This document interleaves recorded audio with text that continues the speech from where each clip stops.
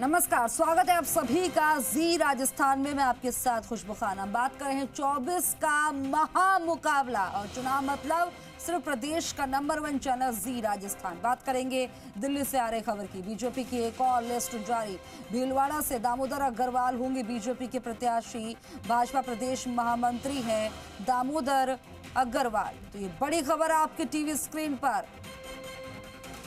BJP की एक और लिस्ट जारी हो गई। एक नाम बीजेपी की तरफ से भीलवाड़ा से जो बचा हुआ था वो नाम भी सामने आ गए। बता दें कि दामोदर अग्रवाल होंगे बीजेपी के प्रत्याशी। भाजपा प्रदेश महामंत्री हैं दामोदर अग्रवाल। बड़ी और अहम जानकारी।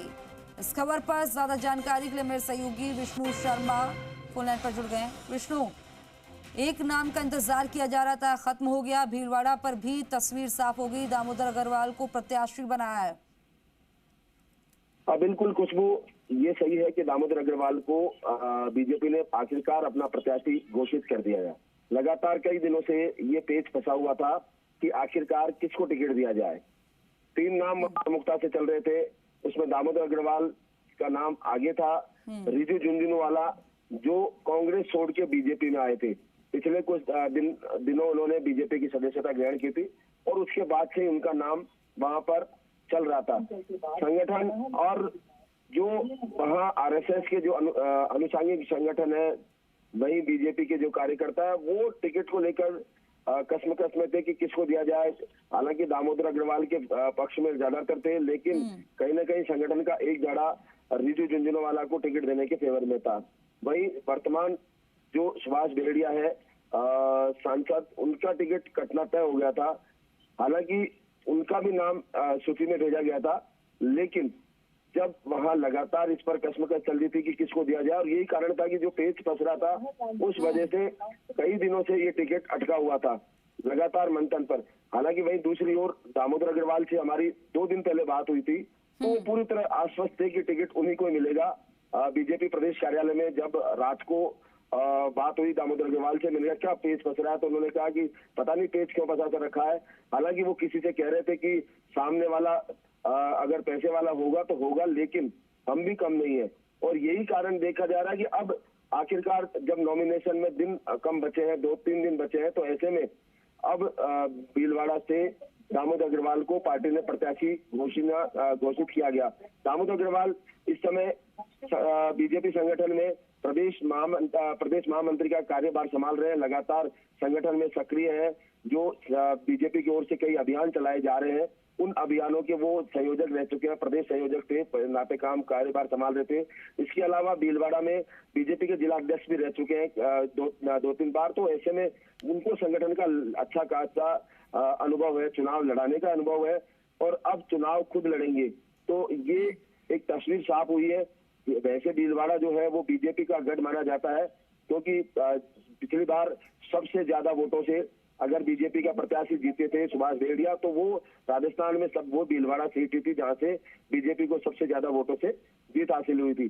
तो ऐसे में लग नहीं रहा कि उनके सामने कोई मुश्किलात आएगी। हालांकि सीपी जोशी को कांग्रेस ने एक दिन पहले ही टिकट दिया है वहां से भीलवाड़ा से, तो ऐसे में टक्कर भले ही हो सकती है, लेकिन दामोदर अग्रवाल लगातार बरसों से वहां सक्रिय है।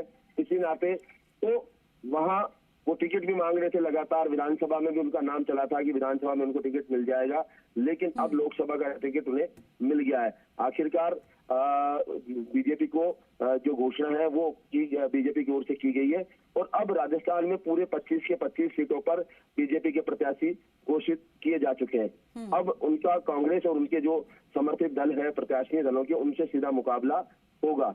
और अब जो दामोदर अग्रवाल है उनको बधाइयों का सिलसिला शुरू हो गया है। लगातार उनको बधाइयां दी जा रही है जो ये नाम की घोषणा हुई। जी ठीक है विष्णु, हमारे साथ बने रहिए। हमारे साथ निजाम भी हमारे साथ दिल्ली से फोन लाइन पर जुड़ गए हैं।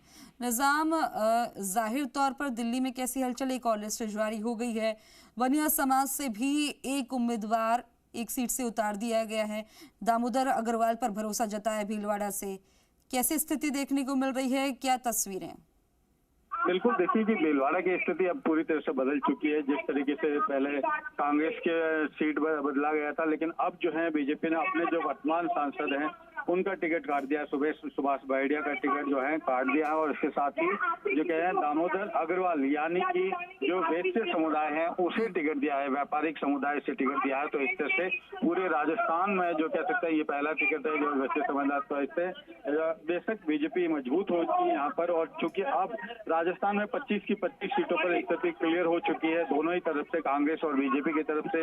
एक तरफ दामोदर अग्रवाल होंगे, दूसरी तरफ कांग्रेस से सीपी जोशी होंगे। तो इस तरह से इस सीट पे भी जो है कांग्रेस और बीजेपी की स्थिति साफ हो चुकी है। अब राजस्थान के सभी प्रत्याशियों की घोषणा हो चुकी है और इसके साथ ही चुनावी चौसर अब जो है बिछ गई है। अगर कहें तो ये प्रदेश महामंत्री रहे हैं दामोदर अग्रवाल, बीजेपी ने प्रदेश महामंत्री हैं दामोदर अग्रवाल और ऐसे में उनको प्रत्याशी बनाया। तो इस तरह से कह सकते हैं कि बीजेपी जो है अपने पार्टी पदाधिकारियों को भी मौका देती है और एक तरह से दामोदर अग्रवाल के जरिए उन्होंने सभी चीजों को, चाहे वो के जातीय गणित, क्षेत्रीय गणित और चाहे वो पूरा संगठन को रूप में भी जो है एक तरह से सभी समीकरण जो है साधने की कोशिश की है। बिल्कुल, यानी कि पूरी तरह से जो है एक तस्वीर फिट बैठाई गई है। मैं आपका रुख करूंगी विष्णु। जाहिर तौर पर ये देखने वाली बात है कि व्यापारिक समाज से भी टिकट दिया है और क्योंकि भीलवाड़ा को वस्त्र नगरी कहा जाता है तो जाहिर तौर पर जनाधार अच्छा खासा और बीजेपी को बढ़त मिल सकती है। ये सही है क्योंकि दामोदर अग्रवाल जैसा कि कहा कि वैश्य समुदाय से आते हैं। यहाँ तमाम जो वर्ग है, ब्राह्मण समुदाय से 2 टिकट दे चुके थे, ओबीसी से दे चुके करीब 7-8 टिकट ओबीसी से है। तो कुल मिला के वैश्य समुदाय से टिकट किसी को नहीं दिया गया था। ऐसे में ये तय था कि जो भीलवाड़ा से अगर टिकट दिया जाएगा तो वैश्य समुदाय को दिया जाएगा। लगातार इसकी चर्चा थे और अब दिक्कत इतनी रिजू झुंझुनवाला को देते तो वो भी वैश्य समुदाय से आते हैं। तो ऐसे में तय ये था कि वहां से वैश्य समुदाय को दिया जाएगा, लेकिन टिकट का पेच अटका हुआ था, लंबे समय से अटका हुआ था और अब वो सहमति बन गई।